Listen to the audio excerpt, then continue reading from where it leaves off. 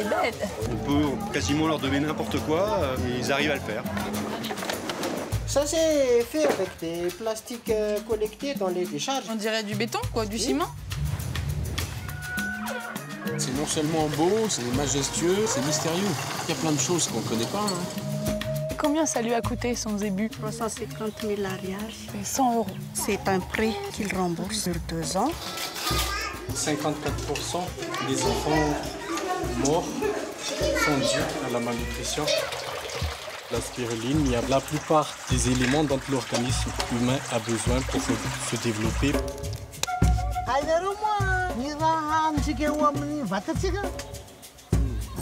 Ils ne savent pas. Le baobab a toujours été consommé. Et ça fait seulement quelques années qu'on sait qu'il y a des propriétés médicinales dedans.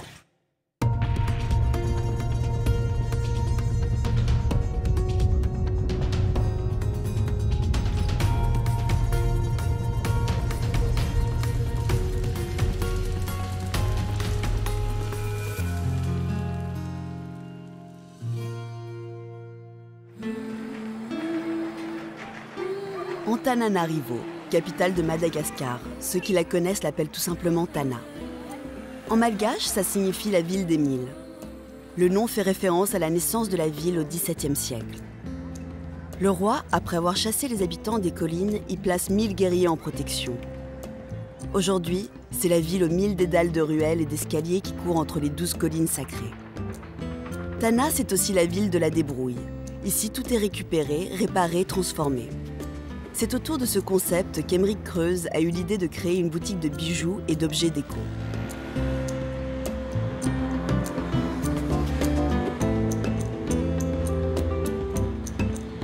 Qu'est-ce que c'est Mama Benz?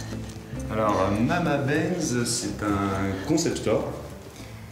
Vita Malagache, c'est-à-dire tout est fabriqué à Madagascar. L'idée était de présenter un peu le meilleur des savoir-faire qu'on peut trouver ici. Donc, là, on a des coussins qui sont fabriqués avec des cassettes. Avec de la cassette, ah oui, on voit de la bande en fait. De la bande de cassette, voilà, exactement. Ou encore des choses comme ça qui sont fabriquées avec des chutes de journaux. On essaie vraiment de travailler au maximum sur des méthodes à la fois de production qui sont respectueuses de l'environnement et sur un aspect éthique plus large, c'est-à-dire qu'on essaie aussi de travailler avec des artisans, de les rémunérer correctement pour leur travail. Mais on est toujours dans une démarche produit, c'est un concept store, mais qui va vraiment essayer de proposer des objets ou des accessoires design. D'accord. Ça, c'était une autre collection qui est basée sur le recyclage d'emballages métalliques divers. Donc des aérosols, des boîtes de conserve. Et donc on voit aussi la minutie des artisans qui arrivent à faire des fleurs, là. des toutes petites roses, des feuilles. C'est assez extraordinaire avec quasiment aucun outil. Qu'est-ce qui achète ces bijoux? Alors ces bijoux plaisent beaucoup. On les a exportés pas mal dans le monde, en Europe et au Japon. Je dirais que la démarche de recyclage vient presque en second lieu, puisque c'est d'abord les gens ont été séduits par l'objet, par le design.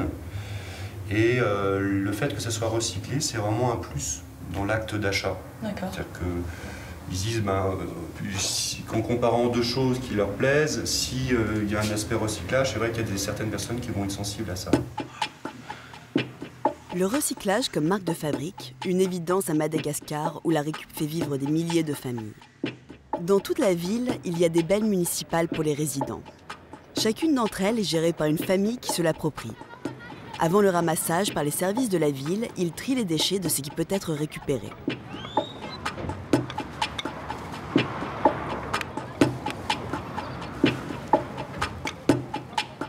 Bonjour. Vous l'avez trouvé dans la benne? Il faut le réparer. Réparer pour le revendre? Oui. Voilà, donc là, il va réparer ce petit tabouret qui vaut à peu près, quand on l'achète neuf, 1 €, mais il va quand même le réparer pour le revaloriser d'une manière ou d'une autre, pour sûrement pouvoir manger ce soir. Les gens vivent quand même très pauvrement. Il y a 92% de la population qui vit en dessous du seuil de pauvreté, c'est-à-dire avec moins de 2 $ par jour. Donc beaucoup de choses sont récupérées, recyclées, réutilisées, les contenants, les emballages, détournés. N'importe quelle pièce de métal peut être utilisée pour réparer une voiture. Voilà. Quand, par exemple, on achète une voiture en Europe, j'ai toujours été surpris de constater que 2 ans après, la voiture valait à peu près 15% de sa valeur. Oui, encore, ouais.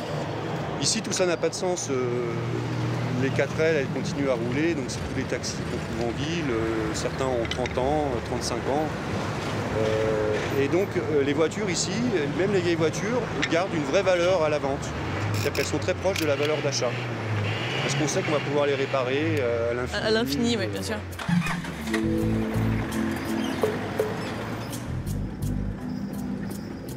Pour la fabrication des objets en vente chez Mama Benz, Emmerich a cherché les artisans les plus doués.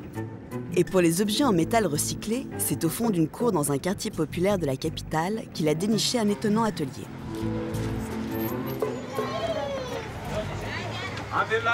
On est dans quel quartier ici? À Nosibé. Nosibé. C'est un des quartiers pauvres de la ville. Voilà, c'est un point d'eau parce que bonjour. La plupart des maisons n'ont pas l'eau courante. Elle est payante, l'eau potable? Là? Ouais. Presque rien, mais symbolique. Et qui est-ce qui l'a fourni? Ça, c'est l'eau de la ville. C'est la CUA, c'est la communauté urbaine d'Antananarivo.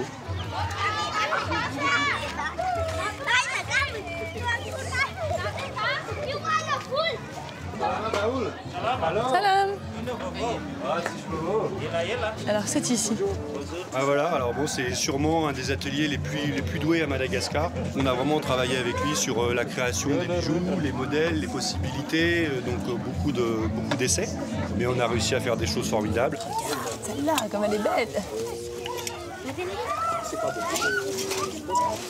Ah, il y a des petits avions. J'aime les listournes. Un petit bus. Il est là celui-là. Il est fait dans de l'insecticide. Certainement. Ça, j'en ai vendu par paquet. C'est beau, hein? C'est vachement mignon. On avait fait plein de trucs, des magnettes aussi. Ouais. Des toutes petites voitures comme ça. On avait fait des magnettes. Alors ça, je connais pas ça. Qu'est-ce que c'est ça? Ah, élévateur. Ah oui! Transpalette. C'est extraordinaire. Hein. On peut quasiment leur donner n'importe quoi et ils arrivent à le faire. Avec une des techniques est relativement simple. Tout est fabriqué à partir de contenants métalliques récupérés dans les ordures. Les artisans ont besoin de grandes quantités de métal qu'ils achètent déjà transformés en plaquettes plates et propres. Les négociations se font le matin à 4 h aux abords de la décharge municipale où un véritable marché de la récup s'est mis en place. Voilà. Selon la qualité, la taille, etc., il y a différents prix. Les prix varient aussi en fonction de la demande. Ouais, c'est un marché informel mais qui fonctionne comme les autres marchés. Ouais, comme tous les autres marchés. C'est de l'offre et de la demande. Ils sont plusieurs à travailler. Mais ils sont spécialisés. Donc il y a la personne qui va faire un petit élément, il y a celui qui va marteler. Voilà, il y a quand même une forme de travail à la chaîne qui se met en place. Ouvrier spécialisé dans la récup. Ouais. Moi, j'ai commencé depuis 1989. 89. Jusqu'à maintenant. Ici, c'était un hôtel italien. Ouais, c'est ça, on voit. Ça s'appelle Gondola. Gondola. Le transport de Venise. Ouais. Les gondoles, regarde. La gondole de Venise à Madagascar. Et ça part en Europe? À l'Italie. En Italie, justement. En Allemagne, c'est les marques Volkswagen. Les petits bus, là? Oui, c'est beaucoup de commandes. En France, c'est les petites voitures, c'est 2 chevaux, ça marche bien. Et beaucoup de commandes et 2 chevaux. Pour les 2 chevaux, oui. Oui, pour les 2 chevaux. Chacun sa À spécialité. l'Italie, les motos Vespa et Les gondoles. Comme nous, par exemple, il y a 2-3 gros clients, un Allemand, un Italien, et qui achètent dans une quantité importante. J'ai eu des conteneurs de ça qui ont été faits pour l'Europe. Combien est-ce qu'elle coûte, cette petite voiture? 2600 arrière. Je vais la ramener, celle-là, elle me plaît. Avec l'éléphant. Ouais, Merci de nous avoir accueillis. Salut, Jean-Henri. Salut Mato. Vélo. Vélo, ma.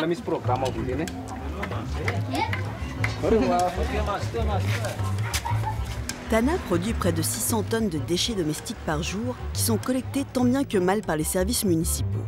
Mais ça et là, des montagnes de détritus s'entassent et la capitale malgache est souvent en tête de liste des villes les plus polluées. Éparpillés un peu partout, abandonnés au vent, les plastiques sont un fléau. Pas un recoin sans sachet coincé dans les herbes. J'ai entendu parler d'une association de chercheurs en énergie renouvelable qui s'est récemment penchée sur le problème. Maman. Bonjour. Ils ont mis en place un système de recyclage très innovant et plutôt étonnant.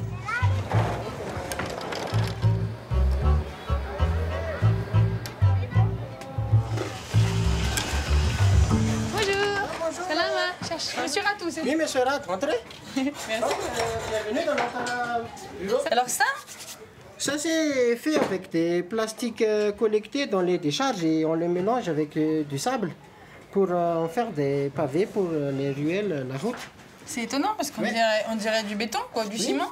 Tout le monde les confond avec du béton, mais ce sont des plastiques. Vous savez, il y a un chanson français que Madagascar est célèbre par ses montagnes d'ordures. Donc, nous avons l'idée que le plastique, c'est une richesse pour nous. Alors, nous avons l'idée de les exploiter pour en faire des pavés.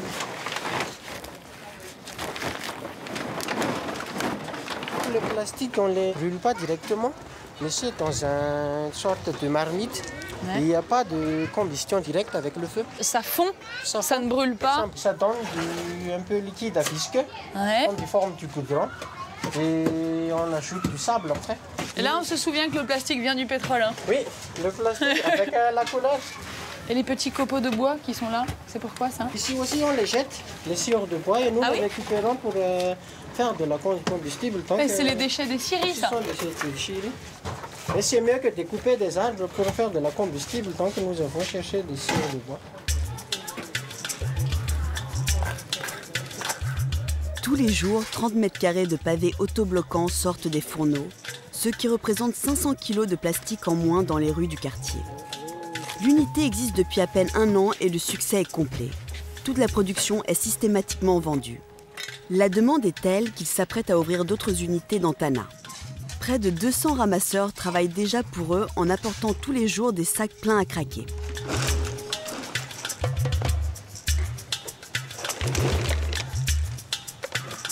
Salam. 17 kg 500. 17 kg 500, voilà. Allez.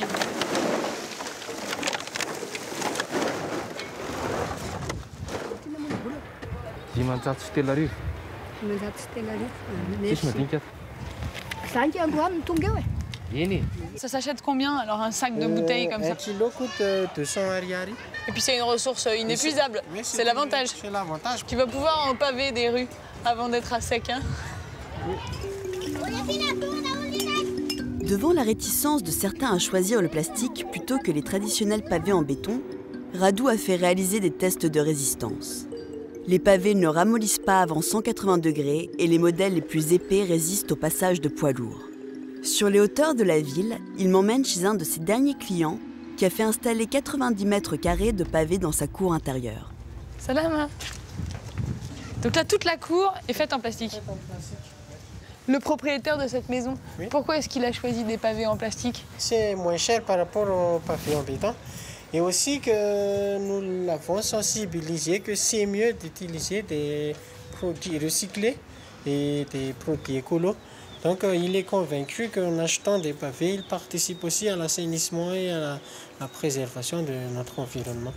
Et tu as réussi à convaincre d'autres entreprises et d'autres endroits? En plein centre-ville, il y a un grand seau. Donc ils ont décidé de faire toutes les allées en pavé.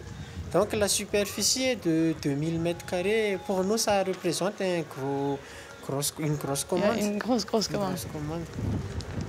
Si on multiplie les unités de recyclage, donc on peut consommer tous les plastiques de la ville et c'est mieux pour l'assainissement. Oui, tu pourrais presque nettoyer Tana à terme. Presque. Radou ne traite que les bouteilles en plastique par facilité pour les ramasseurs. Mais il me dit qu'il peut utiliser n'importe quel plastique. Les cours à pavés manqueront certainement avant les matières premières.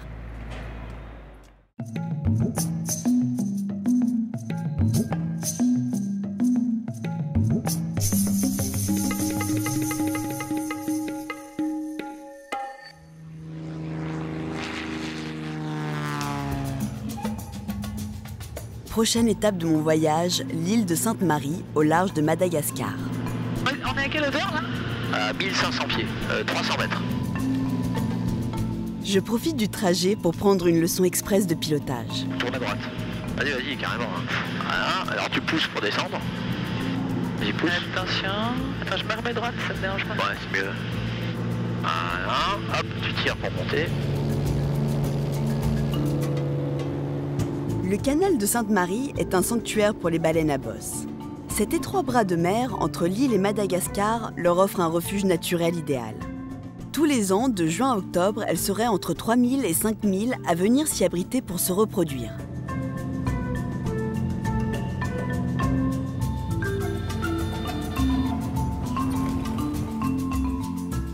En 2009, quelques passionnés de baleines ont créé Cetamada, une association pour la protection et l'étude des cétacés à Madagascar. L'équipe scientifique m'attend pour une sortie en mer.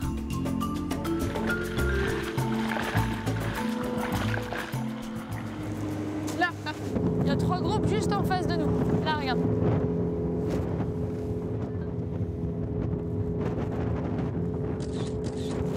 La nageoire arrière d'une baleine, la caudale, est en quelque sorte son empreinte digitale. Toutes différentes, elles permettent aux scientifiques qui les recensent de mieux évaluer la population de baleines et de connaître celles qui reviennent d'année en année. Pourquoi est-ce qu'il y a autant de baleines dans le coin? Il n'y a pas beaucoup de prédateurs dans la zone, donc c'est l'endroit idéal pour mettre au bas.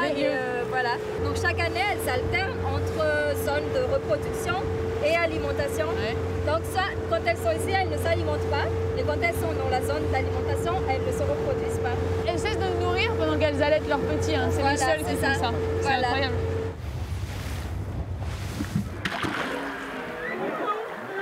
On ne sait que très peu de choses sur les baleines à bosse.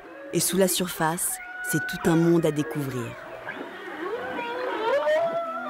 L'un des principaux axes d'étude de Cetamada est le fameux chant des baleines. Seuls les mâles chantent et leur sérénade ne s'écoute que pendant la saison d'accouplement, mais 24 heures sur 24. Sous l'eau, pendant 5 mois, le concert est permanent. Actuellement, on n'est pas encore capable de faire de la reconnaissance individuelle. Oui. Elles ont leur propre voix. Oui, pour chaque baleine a sa propre chant, mais des séquences changent. Toutes les saisons. Ouais. Donc c'est plus que comme si chaque individu avait son propre accent. Il y a une évolution du langage. Voilà. Comme nous en fait. Voilà, oui. Un tube à la mode. Ouais, c'est ça. Il y a une tendance dans la vocalise et tout ça. Ben, c'est un peu comme ça. Le tube de l'été. Tube de l'été, oui. On va faire descendre jusqu'à peu près 15 mètres. Ouais. À chaque sortie, les scientifiques enregistrent 20 minutes de chant qu'ils envoient à une équipe de chercheurs en acoustique pour tenter de le décrypter. Le relief sous-marin du canal ressemble à un amphithéâtre et accentue la propagation du son. On entend les baleines chanter à 10 km à la ronde. 3 micros permanents sont aussi installés dans le canal et enregistrent le chant des baleines en continu. Et là, comment est-ce qu'à Sainte-Marie, ils voient ce déploiement d'énergie et d'argent pour l'étude des baleines? La population vit à 90% des activités touristiques. Donc pour eux, c'est important dans le sens où ça leur apporte leurs besoins quotidiens. Et ça a toujours été comme ça, vous n'avez pas... Ça a toujours... Non, en fait, à partir de l'industrie du whale watching a vraiment commencé à se développer à partir de 1998. Avant ça, il y avait déjà des baleines, mais ça n'a pas été trop considéré. Et à partir de 1998, on a commencé à avoir 1 ou 2 bateaux sur l'île à faire les sorties touristiques. Et à partir de là, donc, diverses associations ont travaillé sur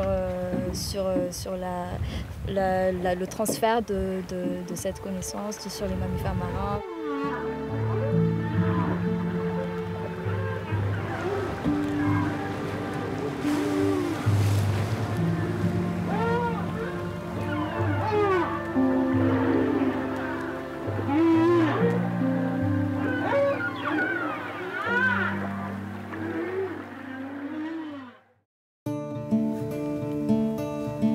C'est beau, hein? C'est très joli. Et on peut enlever le petit il se démonte aussi? Excellent. Allez, bah, je te prends tout. Merci beaucoup. Ce Ce matin, j'ai décidé de faire un tour sur l'île pour me rendre compte de l'impact des baleines sur la population. Et à Sainte-Marie, quand on n'a pas de voiture, on se déplace en tuk-tuk. Sur la route principale, on ne compte plus les établissements qui proposent des safaris baleines. Les cétacés sont effectivement une aubaine pour les Saint-Mariens. Ah tiens, arrête-toi, là, il y a des peintures. Je voudrais voir ce qu'ils font.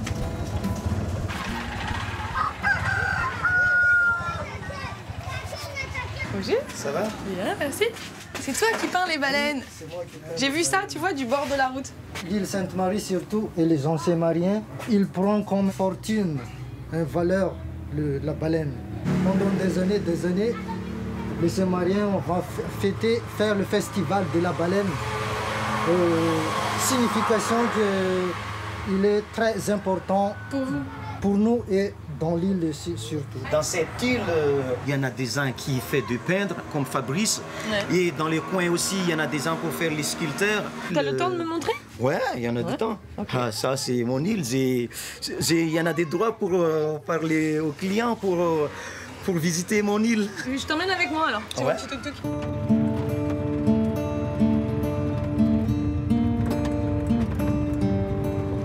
Qu'est-ce qu'ils font là? Ils élargissent la route? Ouais, parce que l'année dernière, les tuk-tuk existent 4 dans cette île. Mais maintenant, il y a 40 tuk-tuk maintenant. Ouais, à cause des clients, il y en a plein de clients, à cause des baleines. Pour voir les baleines pendant les saisons. Donc on voit une vraie différence de niveau de vie? Ouais, c'est vraiment différent. Et les hôtels ici, on organise tous des sorties pour l'observation des baleines, non? Oui, bien sûr. On s'arrête à Libertalia, je montre quelque chose là. Hein?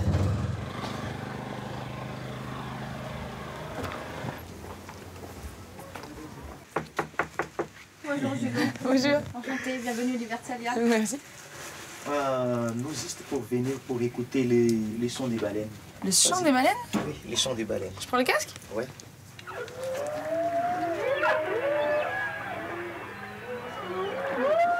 Où est-ce qu'ils sont pris ces enregistrements? L'enregistrement, c'est 300 mètres d'ici, il y en a des hydrophones. Et l'enregistrement, il se fait en continu? Oui, il a continu 24/24. Donc ce qu'on entend là, ce que j'entends là, c'est vraiment ce qui se passe dans l'eau? Oui. Les hydrophones appartiennent à qui? Appartiennent de Setamada. D'accord. Ouais. Donc ils font des enregistrements pour la recherche scientifique, ouais, mais on peut ça. les écouter ici? Oui, c'est ça. C'est extra.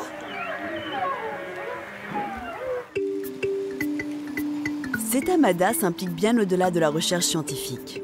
Ils enseignent le respect de l'environnement dans les écoles, forment des artisans locaux et encadrent les activités écotouristiques.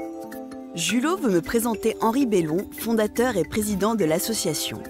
Il est sur le point d'embarquer avec un groupe de touristes pour un safari baleine. Monsieur Julot, comment ça va? Salut, Manaï. Ça va bien? Ouais, allez. J'ai entendu dire que tu partais en bateau. Ah oui, on va en mer là. Il y a une petite place pour moi? Bien sûr. Excellent. On y va? Ouais, on y va. Julot, salut, merci beaucoup. Ok, bon après-midi. Devant le succès grandissant du nombre de bateaux approchant les baleines, Henri a senti qu'il était indispensable d'encadrer cette activité touristique. L'association a intégré la plupart des organisateurs de safari baleines de l'île et en devenant membre de Setamada, il s'engage à respecter un code d'approche des cétacés. L'observation des mammifères marins. Il faut savoir qu'il y a une loi malgache sur cette observation qui stipule que nous serons 3 bateaux maximum en observation, 1 heure maximum d'observation pour un groupe d'adultes et 30 minutes lorsqu'il y aura un baleineau. Et nous ne rapprocherons pas plus de 100 mètres. Sur toutes les personnes qui organisent des tours d'observation de baleines, combien ont adhéré au principe de Setamada? Combien ont signé la charte? Ouais. Sur l'île? Ouais. Bon, je dirais 80% des gens sont adhérents à l'association. Bon, ils n'ont plus tellement de choix aujourd'hui, puisque si tu veux, comme c'est conseillé aux touristes d'aller plutôt avec des gens qui sont adhérents à Setamada, du coup, qui adhèrent à la charte de bonne conduite, etc., ils n'ont plus tellement de choix. S'ils ne portent pas les couleurs de Setamada, ça les dessert commercialement, on va dire, ce qui nous arrange. Sur tous les bateaux accompagnant des touristes en mer, il y a un éco-volontaire. La plupart sont des étudiants malgaches. Ils accompagnent les passagers dans leur découverte des baleines pour que le safari ne soit pas qu'un simple tour d'observation.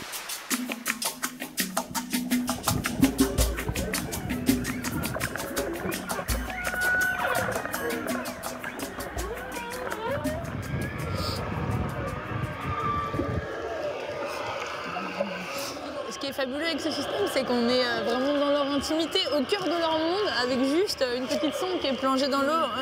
On les dérange pas du tout. Et je trouve que de pouvoir les observer de loin et d'avoir ça, c'est incroyable.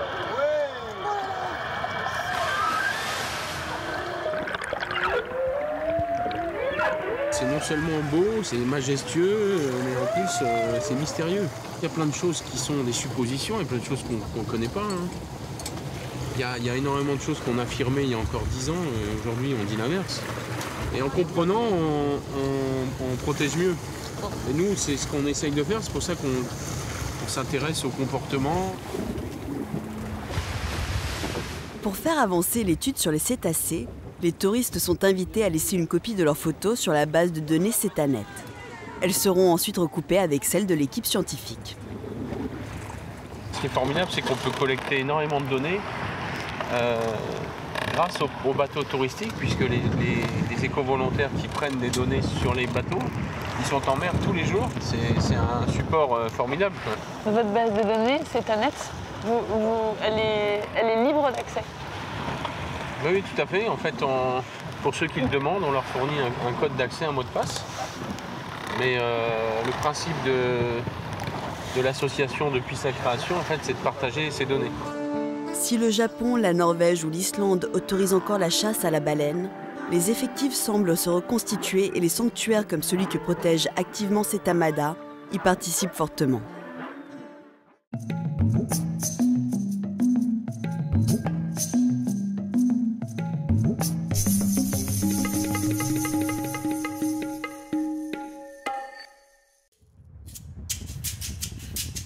Je continue mon périple dans la région d'Antirabe, au sud de Tana, vers le petit village d'Ambuindranu. Contrairement à Sainte-Marie, ici, aucun attrait touristique. Les gens vivent de ce qu'ils cultivent. Pour mon plus grand plaisir, les villageois m'ont préparé un accueil très malgache.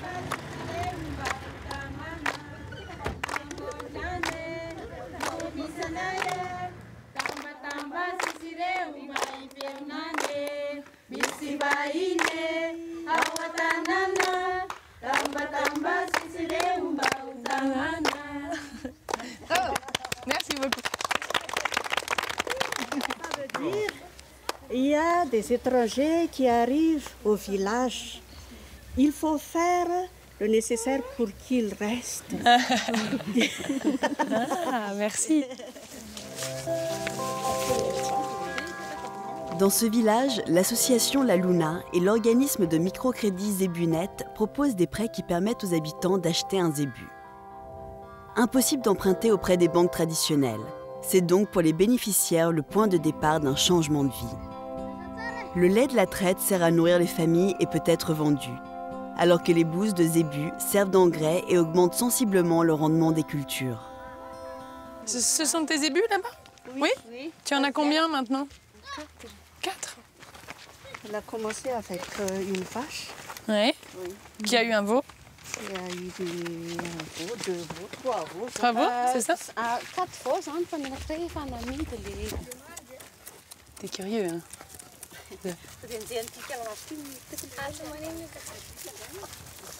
Est-ce que maintenant qu'il y a un troupeau vraiment sur place, elle voit une différence dans l'agriculture et elle voit que c'est plus facile?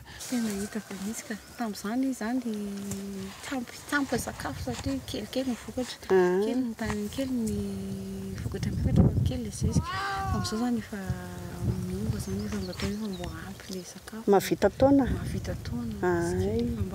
Kely sisa efa mivarotra. Ankizy mianatra. Mba ny ankizy mianatra mba tsy dia misy le aretin-drety kely azany. Combien ça lui a coûté son zébu? 350 000 ariary. Ça fait 100 €. Louisette a remboursé son prêt en 8 échéances étalées sur 2 ans.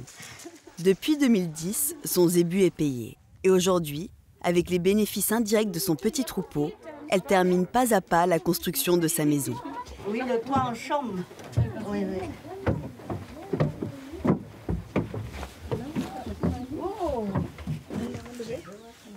Ah, mais c'est très joli.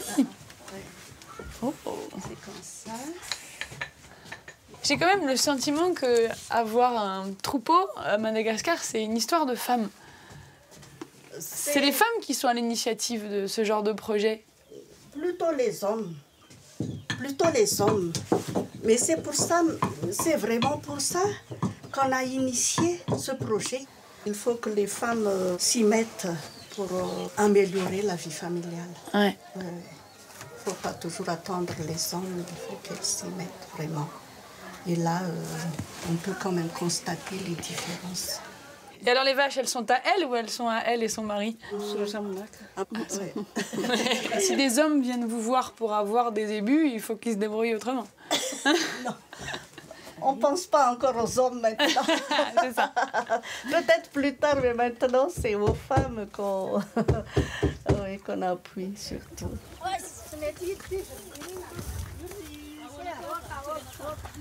Ouais, voilà, c'est bon.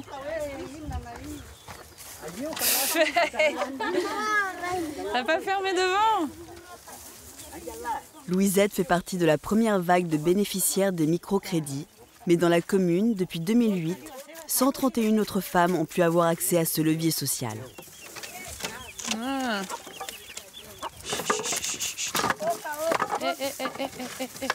Doucement, calme-toi. Là. Eh mais dis donc, toi. Là.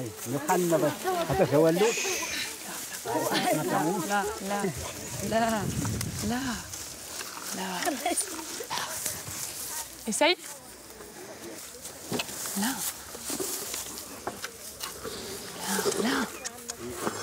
Voilà. C'est bon.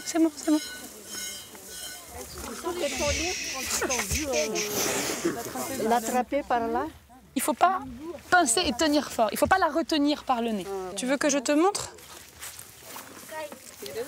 En fait, ce qu'il faut, c'est comme ça. Tu mets ton nez et tout de suite, voilà, comme ça. Tout doucement, vas-y. Attention. Voilà.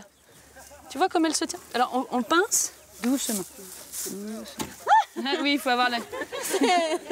Il faut faire attention à ça. Et aux cornes, d'accord? Vas-y. Attention à tes yeux. Voilà. Redresse-toi. Voilà. Tu pinces sans faire mal. Tiens fort quand même. Voilà. Pas les ongles. Voilà. Et là, si elle est très nerveuse, tu peux même faire ça. Tu vois, et tu hésites pas à appuyer sur les yeux. Il faut être deux, hein. Mais quand rien ne va plus, voilà, tu vois là. Et on peut lui parler. Voilà. Et puis quand c'est bon, tu relâches. Tu vois? Ça y est, elle me mange dans la main. On est copines.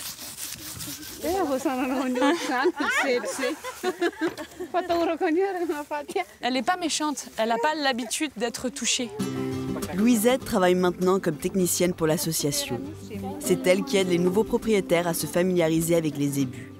J'espère que cette technique pour les calmer lui servira. Merci beaucoup. Et bonne chance avec ta vache. Merci. Lalouna et Zébunette ont démarré un nouveau projet qui permettra à certaines familles d'acquérir des poules encore plus facilement qu'un zébu.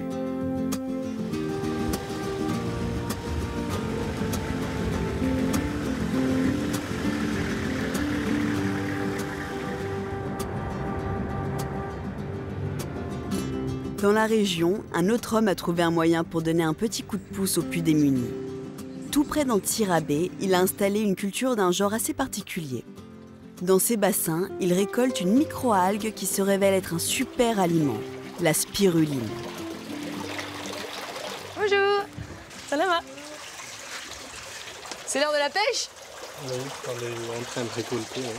Donc c'est là que tu cultives, hein? On dit comme ça? Oui, on cultive la spiruline. De la spiruline. Et alors pourquoi est-ce qu'on la cultive, cette spiruline? Parce qu'on en entend parler depuis une dizaine d'années. Effectivement, ça existait déjà il y a 3 milliards d'années.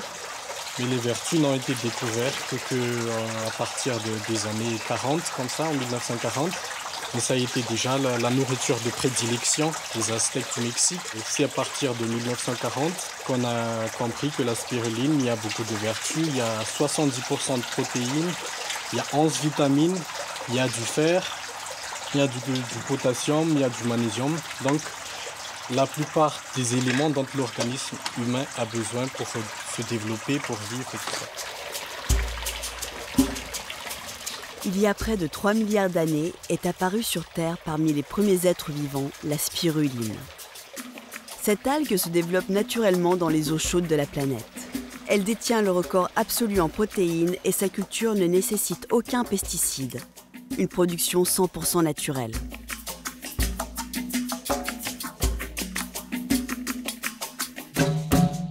Ça fait comme des petits ressorts. Oui. Parce que c'est très serré, c'est ça? Oui. Les spirales.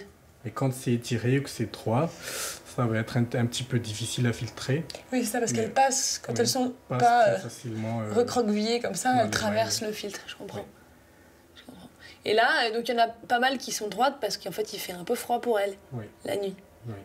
Okay. Donc là, dans les proportions, c'est à peu près normal pour la saison. Il y a une petite diminution, par exemple, on a produit 29, 28 kilos au lieu de 35. Mais ça va quoi, par rapport à d'autres sites où ça baisse très significativement, où ils sont obligés même de fermer les sites.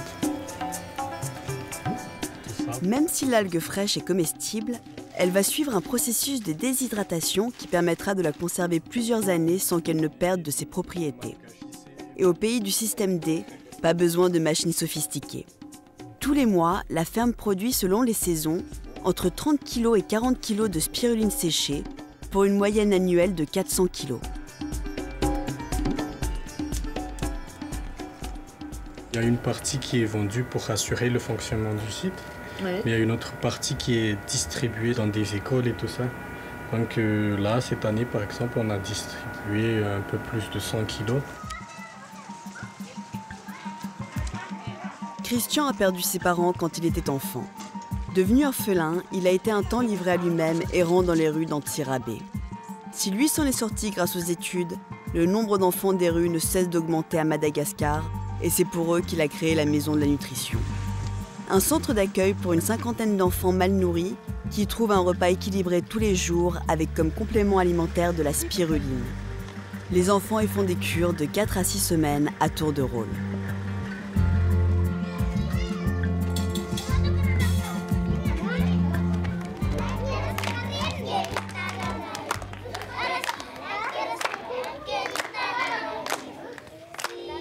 La plupart du temps, on a des enfants de 5-6 ans qui ne pèsent même pas 7-8 kilos. Donc, en l'espace de 6 semaines, ils arrivent quand même à 12-13 kilos. Ah ouais. Quoi. Le garçon jaune, il ne pouvait même pas bouger. Tellement il était faible. Dans la rue, la première préoccupation des enfants est de trouver à manger. Christian sait que pour s'en sortir, la seconde étape, c'est l'éducation. À la Maison de la Nutrition, les enfants reçoivent en plus quelques notions d'hygiène élémentaire. Là, on a 50 enfants, mais dans tout le pays, il y a plus de 60% des enfants qui sont dans les rues comme ça. Ouais. Donc, même si tu es satisfait de ce que tu fais. La nutrition, c'est une goutte d'eau. C'est encore un rêve. Le but, c'est d'avoir des maisons de la nutrition un peu partout et qui tournent seules, autonomement, sans qu'il y ait besoin de financer quelque chose. Tu connais l'histoire du colibri? Il y a un feu dans une forêt. Et tu as un tout petit colibri qui essaye d'éteindre le feu en transportant une goutte d'eau. Et là, il y a un animal plus gros, un éléphant, qui le regarde et qui lui dit « Mais c'est à rien ce que tu fais. C'est pas avec une goutte d'eau que tu vas éteindre l'incendie. » Et là, le colibri lui dit « Oui, mais moi au moins, j'ai fait ma part. »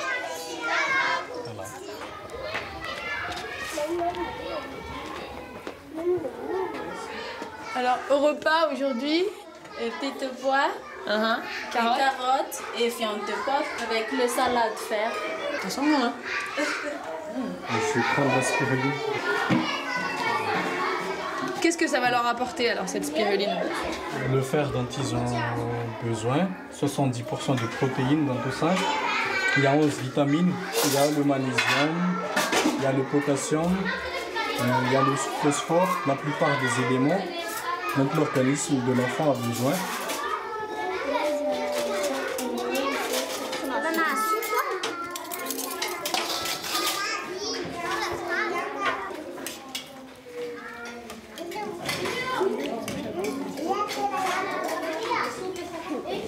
La malnutrition, c'est un enfant qui peut éventuellement manger à sa faim, mais pas comme il faut. Les enfants qu'on a ici sont des enfants qui fouillent dans les poubelles, qui mendient, qui mangent tout ce qui traîne. Donc ils peuvent manger à leur faim, mais c'est de la nourriture de mauvaise qualité. Selon les chiffres des Nations Unies, il y a 64% des enfants qui sont malnutris et 54% des enfants morts sont dus à la malnutrition. C'est étonnant un phénomène d'une telle ampleur dans un pays où il y a finalement tant de ressources.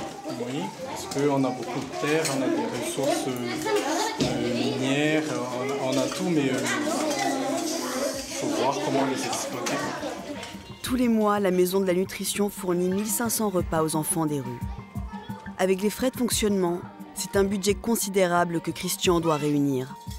Il réfléchit activement à un système d'autofinancement qui lui permettrait d'être autonome. Quand on voit les enfants ici qui fouillent dans les poubelles et qui ne trouvent que des fruits pourris et tout ça, alors que dans les pays occidentaux, ils jettent des vêtements.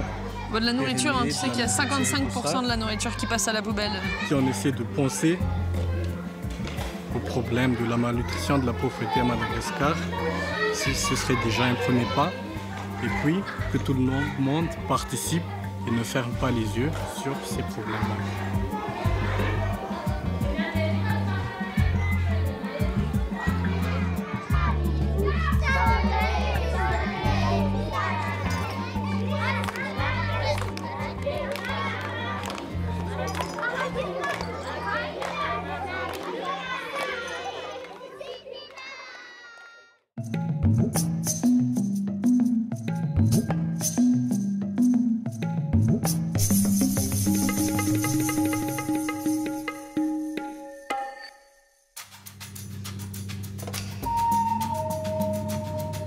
Dernière étape de mon voyage, Morundave sur la côte ouest de Madagascar.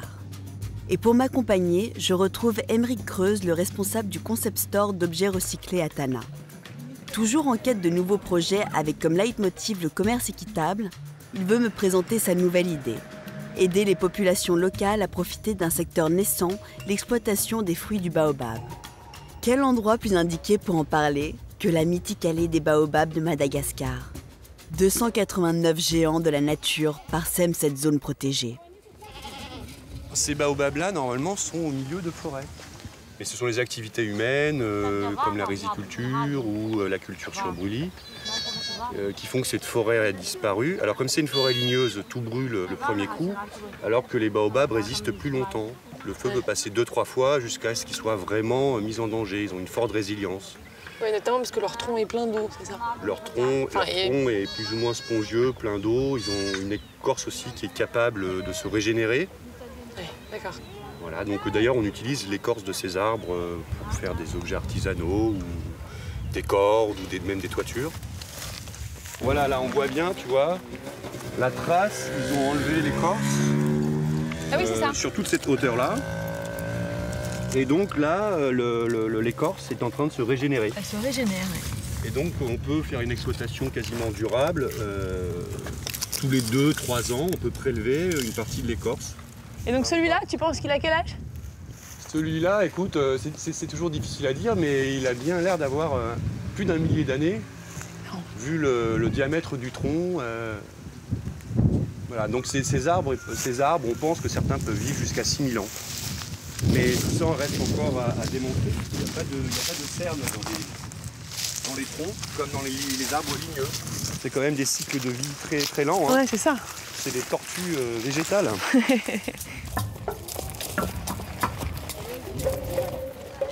1000 francs? 1000 ariars. 1000 ariars. Tu en veux un? Ouais, bien sûr que j'en veux un. Le fruit du baobab fait partie de la catégorie des superfruits. Sa pulpe est extrêmement riche en nutriments.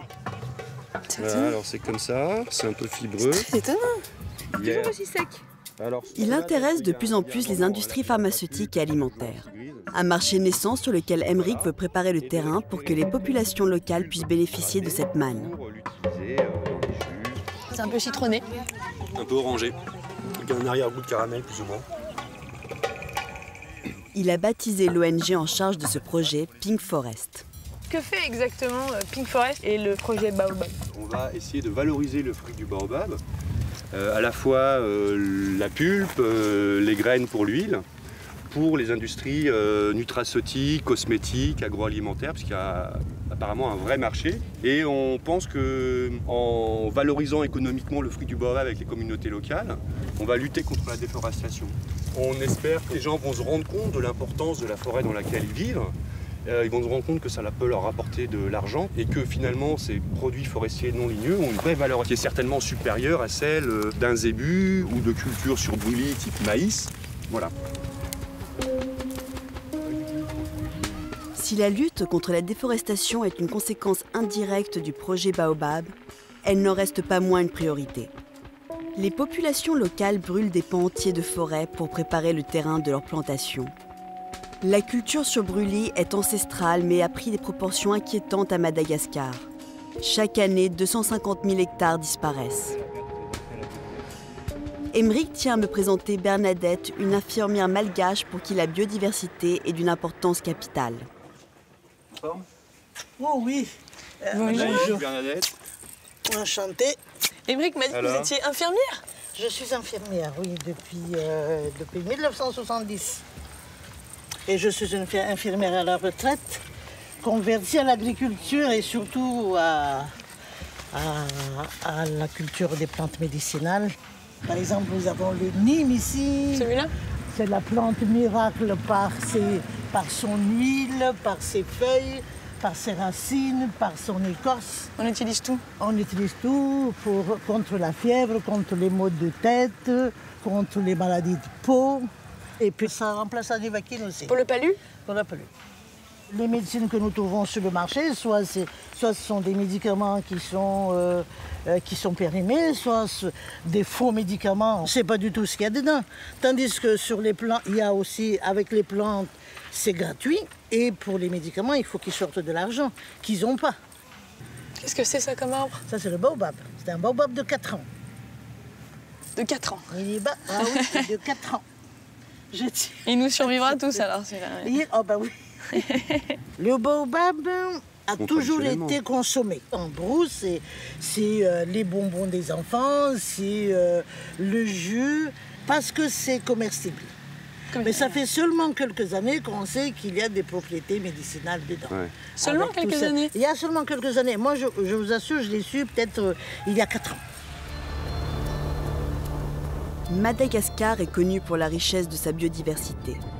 80% de la flore est endémique. Les forêts malgaches sont en train de disparaître avant même d'avoir été entièrement étudiées. La culture sur brûlis engendre un cercle vicieux de déforestation car les nouveaux terrains perdent rapidement de leur valeur fertile. Il faut alors déclencher un feu sur une nouvelle parcelle, fatalement prise sur la forêt.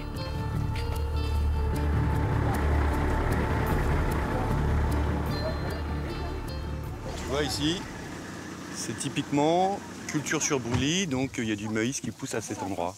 Ça a été brûlé 4-5 fois. Il n'y a plus du tout de souches d'arbres, etc. Tout a été enlevé. Et donc là, on voit bien que les maïs sont relativement petits. Il y a une toute petite zone, alors que la jaune défrichée est assez importante. C'est des bananiers, ça? Oui. Des bananiers. Aucune plante n'a l'air très en forme. Oui. La terre s'est appauvrie, parce que les gens dans la région n'utilisent pas d'engrais. Et quand la terre se sera complètement appauvrie, il n'y aura plus rien qui pourra pousser dessus, la forêt ne pourra pas se régénérer. Parce qu'on imagine toujours le feu comme un moyen de se régénérer. C'est pas toujours un mal. C'est pas toujours un mal, mais il ne faut pas que ce soit intensif comme chez nous. Une fois que ça va être terminé, que la terre est complètement appauvrie sur cette zone-là, ils vont se déplacer ailleurs. Et ils vont se déplacer et faire la même chose sur un autre site. Donc au fil de l'eau, finalement, l'ensemble de la forêt disparaît. Et puis ce que disait Bernadette, toute la biodiversité végétale et donc les secrets de traitement par les plantes. Partent avec. Ça, c'est un défrichement sur brûlis plus récent. On voit encore les souches, etc. Et là-bas, les deux grands baobabs qu'on voit, il y en a un notamment, il n'a pas l'air très bien. Je pense qu'il a déjà trop brûlé, trop de fois. Mais il a dû en prendre beaucoup. Là, on voit, ça, c'est un feu qui doit être très ancien. Ouais, il y a l'écorce qui est calcinée, là. Complètement calciné. Il n'y a plus rien qui se tient. C'est des monuments calcinés. Celui-là, il va s'écrouler d'ici quelques temps. D'ailleurs, là-bas, il y en a un qui est écroulé, un gros comme ça.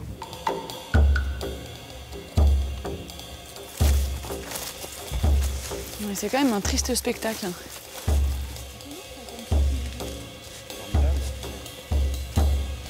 Comment ça se fait? J'arrive pas à comprendre. À partir du moment où même ils se servent de l'écorce et des fruits, pourquoi est-ce que les villageois protègent pas plus leurs arbres? Même sans parler du reste, juste pour l'écorce et les fruits. Les protections, peut-être ça fait pas encore partie de notre culture. Ils ne sont pas vraiment au courant que les fruits du baobab ont autant de vertus, par exemple, que pour lutter. Ça pourrait être un moyen très simple pour eux de lutter contre la malnutrition. Mais ils ne sont pas au courant, ils n'ont pas été informés. Ils ne le cuisinent pas. Ils ne le cuisinent pas vraiment, ils utilisent très peu les graines, etc. Mais c'est plutôt un manque de connaissances. Bernadette est une enfant du pays. Elle est née dans un village de brousse. Elle a passé une partie de sa vie en Europe et a décidé pour sa retraite, en 2000, de revenir sur son île pour s'occuper des gens de son village natal. Elle ne manque jamais de rendre visite aux villages voisins pour leur enseigner les bienfaits des plantes qui les entourent et notamment ceux du fruit du baobab. Là, ici, tu vois, tous ces toits là, ici, là, ils sont faits en écorce de baobab. Ah, extra. Ils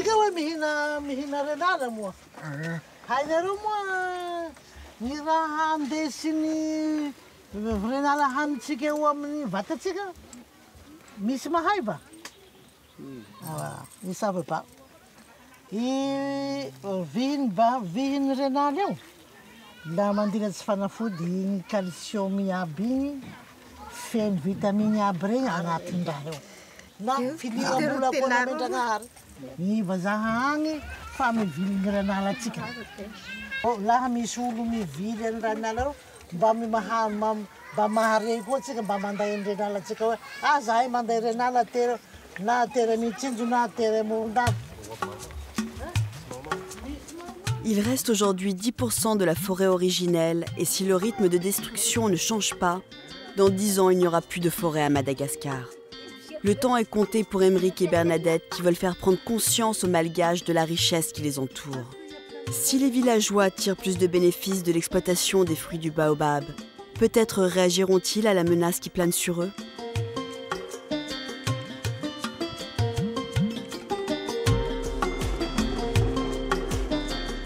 Mon voyage sur cette île envoûtante s'achève, et pendant que je me laisse bercer par la route, le soleil embrase le ciel et Madagascar continue de brûler.